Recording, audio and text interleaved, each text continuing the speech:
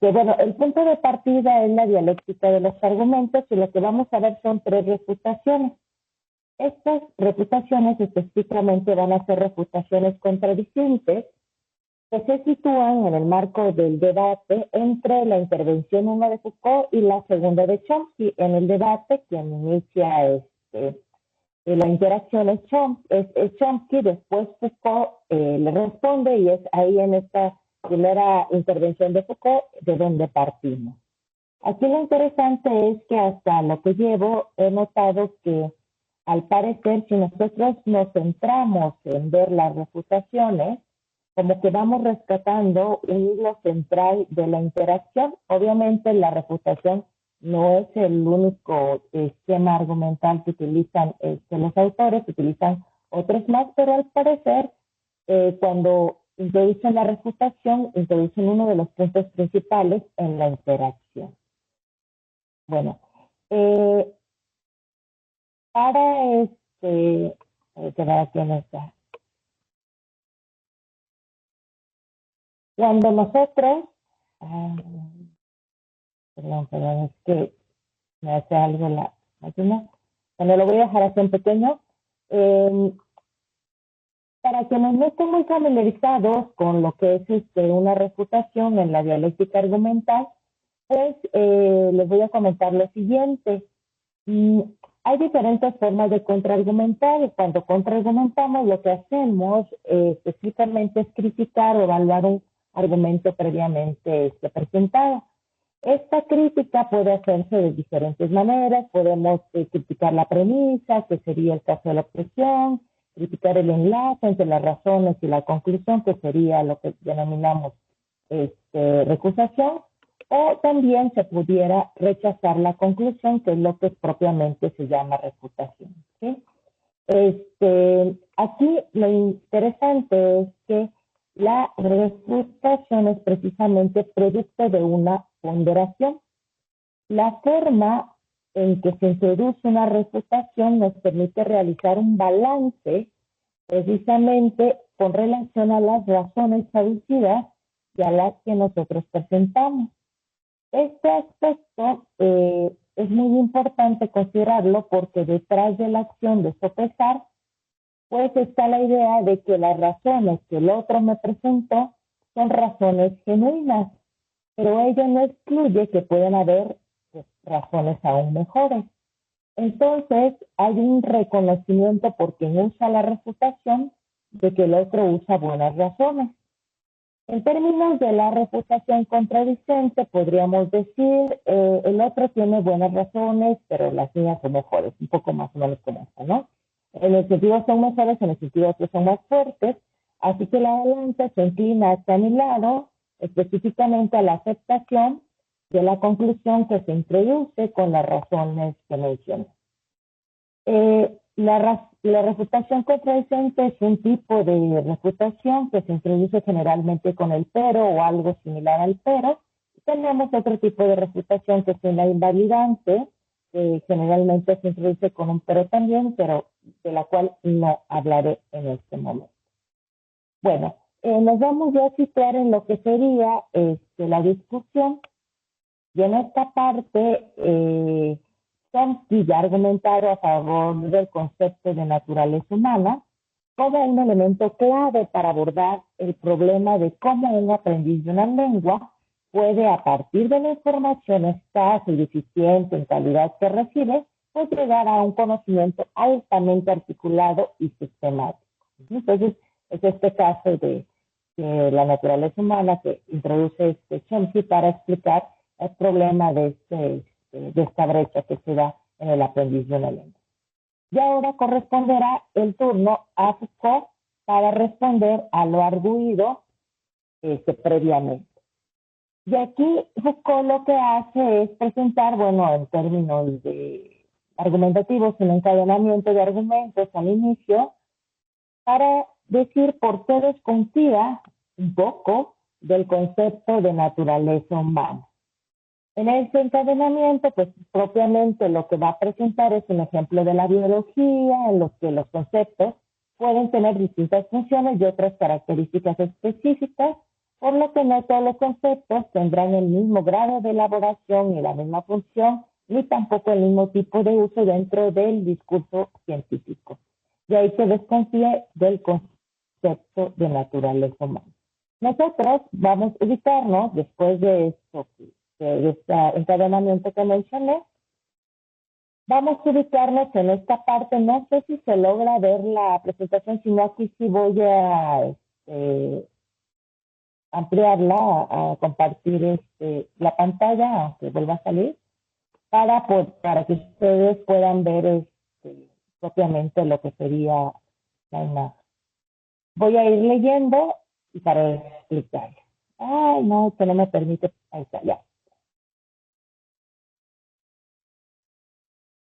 A fines del siglo XVIII, mediante el uso de instrumentos más perfeccionados y técnicas más avanzadas, la descripción y el análisis de estos seres naturales demostró un campo entero de objetos, de relaciones y procesos que nos han permitido definir la especificidad de la biología en el conocimiento de la naturaleza. Es posible afirmar que la investigación sobre la vida finalmente terminó constituyéndose como la ciencia biológica. El concepto de vida ha sido el responsable de la organización del conocimiento biológico, y aquí se corresponde, no lo creo. Entonces, aquí rápidamente para la comprensión y para ir viendo el diagrama, ese no lo creo, después de este no lo creo, Foucault da las razones de por qué no cree eso. Lo que, digamos, la representación de esto que aparece aquí abajo es precisamente, bueno, supongamos que a fines del siglo XVIII, mediante el uso, a fines del siglo XVIII, mediante el uso de instrumentos y técnicas avanzadas, pues se logró demostrar un campo entero de objetos, ¿sí? De seres naturales. Nosotros podríamos, y eso viene ya en las preguntas, podríamos pensar que la investigación sobre la vida finalmente terminó constituyéndose como la ciencia biológica, y en específico que el término de vida pues ha sido el responsable de organizar lo que sería la biología. Pero, y aquí es en relación con esto, estoy en desacuerdo con las transformaciones del conocimiento biológico a finales del siglo XVIII, que es lo que viene después del no lo creo, se demuestran, por un lado, mediante una serie de conceptos nuevos utilizados en el discurso científico, que por un lado dieron lugar a un concepto como el de vida, entre otras cosas, nos han permitido designar, delimitar y citar un cierto tipo de cosas. Entonces, por un lado está precisamente que los conceptos, específicamente el de vida, ha construido la ciencia biológica, y por otro, que realmente lo que hacen los conceptos es darnos una idea general de lo que se trataba de limitar o designar y situar en un discurso como el científico. Y de ahí concluye Foucault, afirmaría que el concepto de vida no es un concepto científico, sino que ha sido un indicador epistemológico. ¿Okay? Bueno, entonces, para que lo vean de una manera más general, el encadenamiento al que me estaba yo refiriendo es el que está a la derecha, que aquí precisamente lo que agrega Foucault es que en los siglos XVII y XVIII pues había una clasificación jerárquica, que iba de los minerales al hombre, pero que bueno, de ahí se concluye que pues en los siglos XVII y XVIII prácticamente el concepto de vida pues no se utilizaba, y que muestra que después se introduce toda esta serie de conceptos en el discurso científico, y por ello él está viendo a través de la historia que el concepto de vida pues no es un concepto científico, sino un indicador epistemológico. Posteriormente se ha concluido esto en relación con lo que previamente argumentó Chomsky. Esto tiene mucho sentido porque Chomsky asumió como garantía de argumentación que el concepto de naturaleza es un concepto científico y por tanto explicativo, y lo que hace Foucault posteriormente al argumento que les he presentado es concluir por un argumento por analogía que el concepto de naturaleza humana, así como el de vida, pues no va a ser un concepto científico, sino un indicador epistemológico, con lo cual va a ir en contra de la garantía aceptada por Chomsky y tendríamos un caso de recusación de principios. A esto, Chomsky ya va a responder con otro argumento que rápidamente voy a leer, En otras palabras, para ser más precisos, es posible dar una explicación biológico-física, es decir, caracterizar en términos de los conceptos físicos disponibles en la actualidad la habilidad de un niño para adquirir sistemas complejos de conocimiento, etcétera. Bueno, aquí lo que se está preguntando Chomsky es que si se puede dar una explicación en términos físicos o biológicos de la adquisición de una lengua, ¿sí? Entonces aquí voy a irme situando en el diagrama. Él va a contestar de forma, digamos, similar a lo que dijo Foucault en la estructura de ese argumento. No, no lo creo. Y entonces aquí precisamente tenemos, uno podría pensar que es posible dar una explicación biológico-física de la adquisición de una lengua. En tal caso, la ciencia podría explicar la adquisición del conocimiento de una lengua y su posterior utilización. El pero corresponde a lo que se había mencionado, lo que Chomsky dice atrás, que dice, realmente no encuentro ningún motivo que me lleve a pensar que esto sea posible, decir, lo que establecen las preguntas. Entonces dice, no hay ningún motivo para pensar que esto sea posible, que nosotros podamos pensar que hay una explicación biológica de la adquisición de una lengua. Es un artículo de esto por parte de los científicos, pero es que como la ciencia ha explicado muchas cosas, explicará la adquisición también del conocimiento de una lengua. Y en tal caso, la ciencia no podrá explicar, dar una explicación biológica del conocimiento de una lengua, ¿sí? Y de allí lo interesante es que después... El grupo de actividades es como... Después, alguien tiene abierto el micrófono. Listo. Yo le voy avisando. Bueno, después después hace una nueva refutación a lo que él en sí mismo introdujo y dice, bueno, pero si nos volvemos al pasado para observar cómo la ciencia enfrentó diferentes desafíos, vamos a encontrar que fue extendiendo su ámbito, que su ámbito se amplió.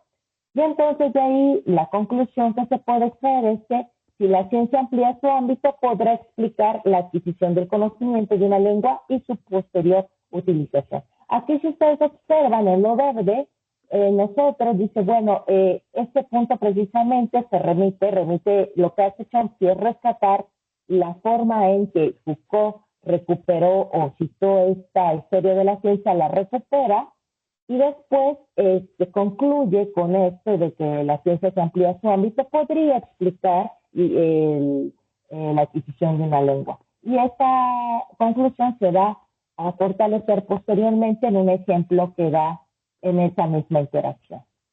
Bueno, en lo que les comenté nosotros vimos la representación de casi todo este pasaje, excepto de lo que está entre comillas aquí en verde, que dice, en un sentido, podríamos afirmar que se trata de una variante del problema cuerpo y mente. Chomsky ha dicho, bueno, realmente no encuentro ningún motivo que me llegue a pensar que esto es posible, que podamos explicar en términos biológicos la adquisición de una lengua.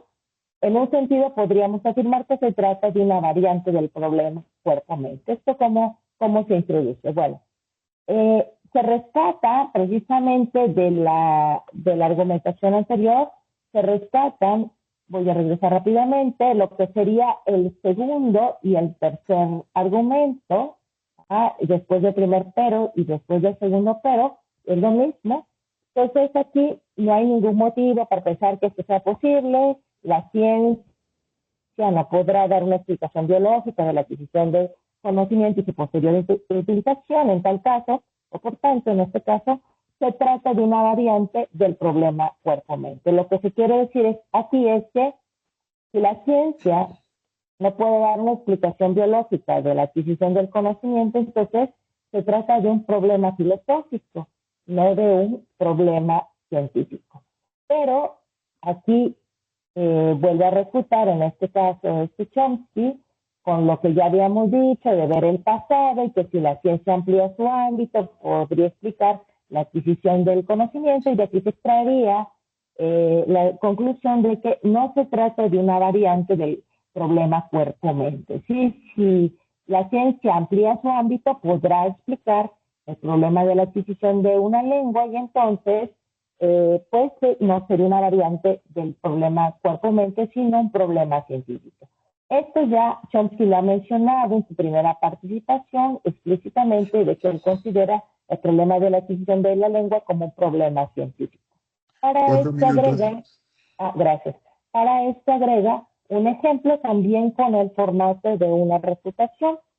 Y el ejemplo que agrega, me voy al diagrama directamente, dice lo siguiente: para un cartesiano estricto, en el caso de que tal persona pudiera existir hoy, no hay explicación para el comportamiento de los cuerpos celestes, pero, refuta Chomsky, como resultado de la ciencia física y de su incorporación de conceptos que hasta ese momento no estaban disponibles, fue posible desarrollar en forma progresiva estructuras cada vez más complejas que incorporaron un mayor espectro de fenómenos. Por tanto, actualmente hay una explicación para los fenómenos que se explican en términos de fuerzas electromagnéticas. Y este ejemplo pues, apoya la conclusión que ya habíamos mencionado, que la ciencia se amplía, pues podría explicar la adquisición de conocimiento de una lengua. Bueno, en este punto de la discusión ya habíamos comentado lo de Foucault. Chomsky ya ha sugerido que actualmente el concepto de naturaleza no es un concepto científico, pero podría serlo. Y ya como conclusiones, bueno, hasta lo que ahorita llevo observado es que los filósofos en cuestión preparan el terreno para la introducción de una refutación. Antes de usarla, previamente han presentado algunos argumentos. El uso de la refutación nos indica que los participantes están considerando al otro, que el otro avanza con una razón genuina, y la forma de rebatirla es presentando una razón como más fuerte, y resulta interesante que seleccionaran la refutación contradicente, pues de esta manera la conclusión que pesa más es aquella relacionada con la razón que cada participante presentó. Y con esto termino. Gracias.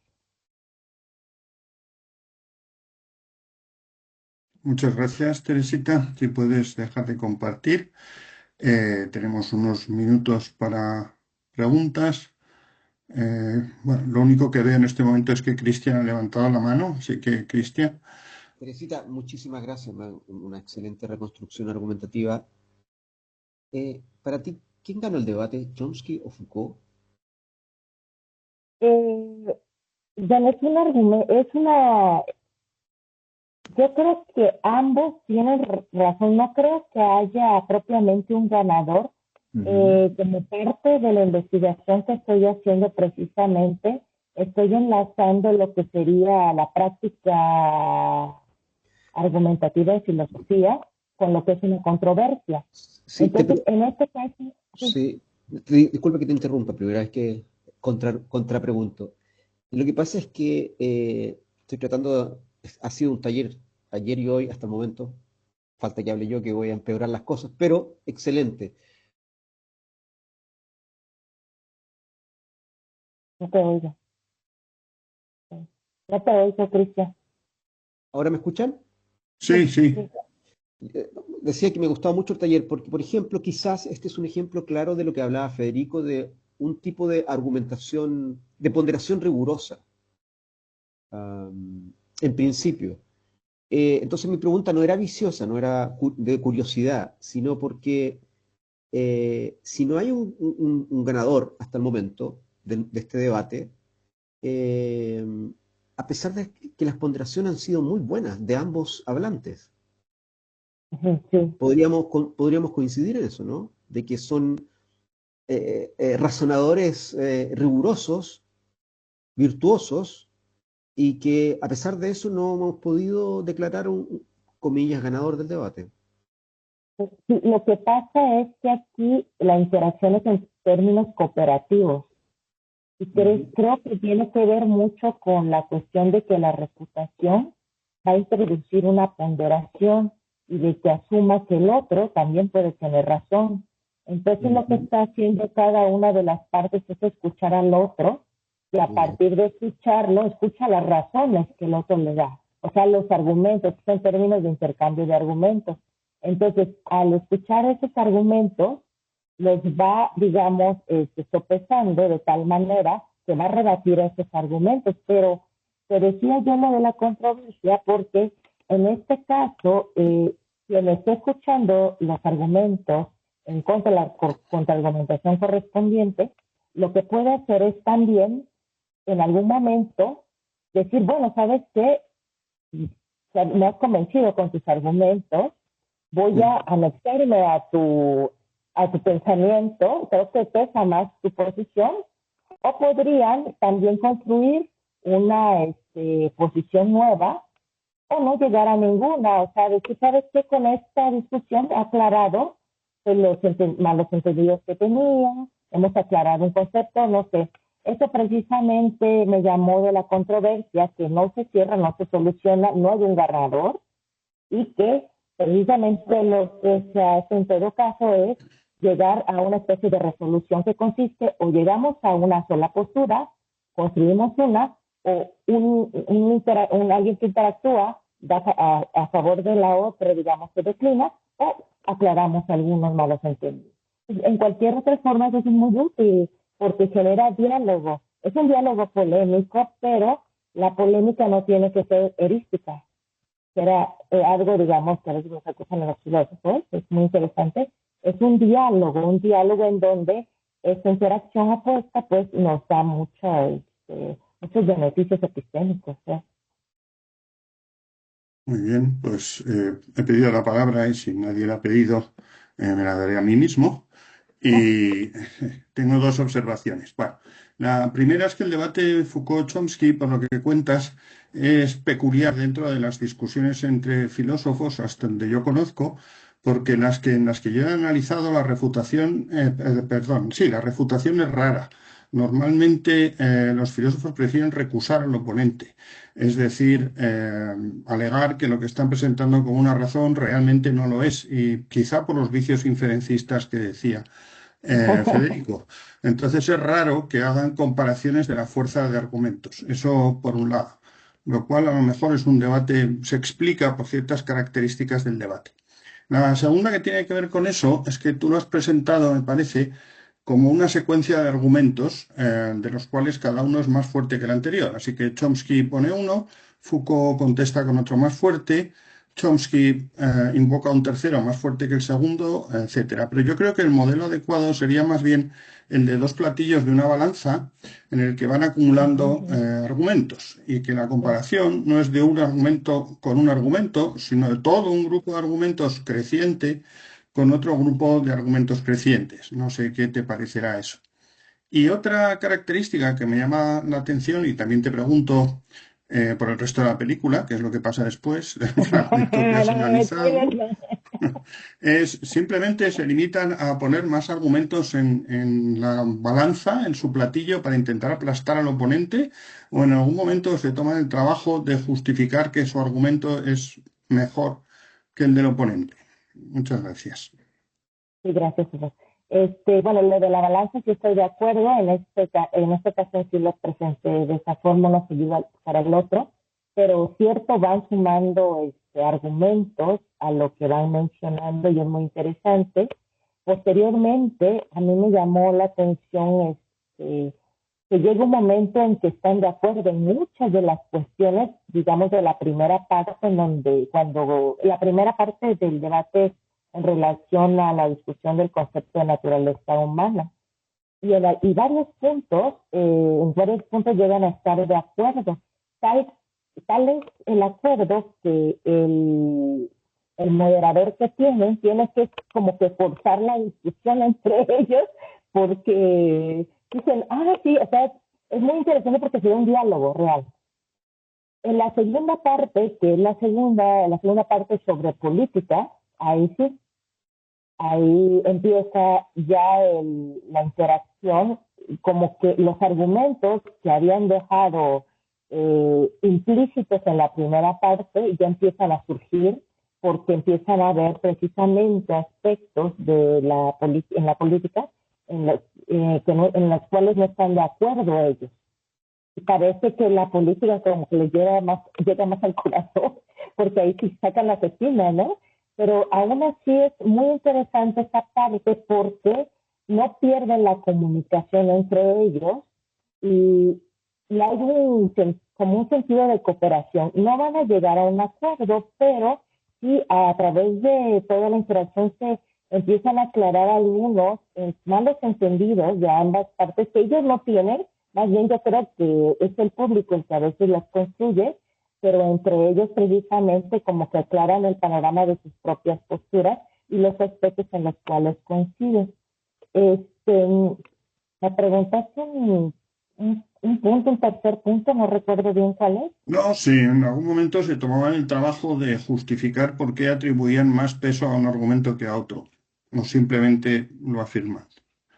Eh, sí se toman el trabajo de argumentarlo, pero no se utiliza la refutación para eso.